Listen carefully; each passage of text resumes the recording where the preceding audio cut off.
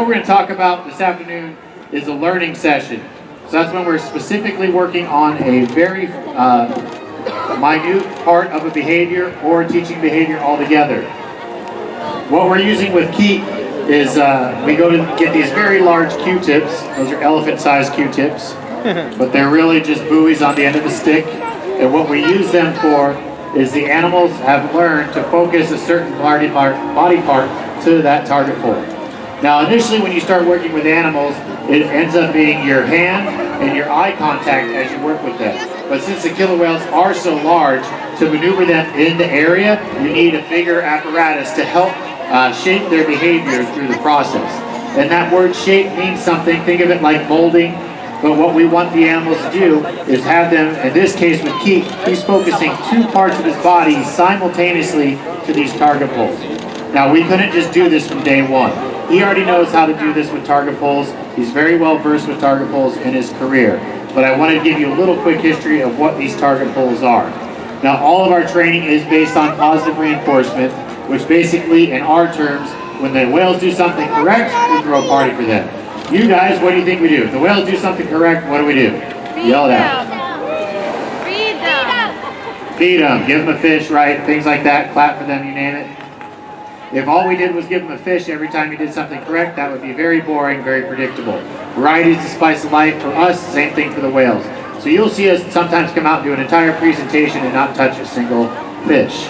Now what we're working on particularly here with Keet is having him focus, as you saw right here, he was bringing both ends of his body up at the same time, because what we're trying to get him to remember is on this behavior he's about to do, that's just his little sighting valve, but we want him to come up and try and get both parts of his body in the air at the same time. So here he comes.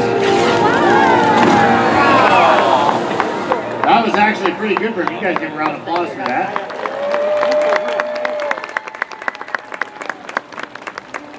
Now with some of the younger whales, or even Ulysses, who's a little bit more athletic, they can get their bodies out completely. He can do the same thing, but it's something that we're retraining with him to have him refocus on that, like show him exactly where we want what we call criteria to be, or what we're looking for in that behavior. So again, for all of these steps that we do with the whales, we break everything down into small steps so the animals can understand them. So it's kind of like learning how to read.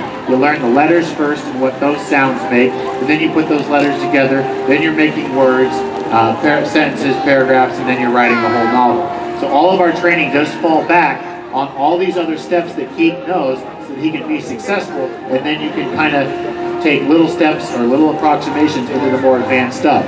So that's why you saw Morgan and Taylor working right here with the target pole in front to remind Keet, hey, right now we're working on this. Focus on keeping these two parts of your bodies up out of the water, touch the target poles right here. And then that way, hopefully that translates to when he goes and gets asked to go through the full behavior, we get the same thing happening out here in the middle of the pool as you saw in that first approximation. So it looks like they're going again with him. There's that sighting valve again. Target pole to tell him where we want to come up. Taylor to tap the other one to bring his... Now I can't quite see because the sun was right in my eyes, but I heard the whistle and they're running around over there. So good job, Keet. I see the target pole going away.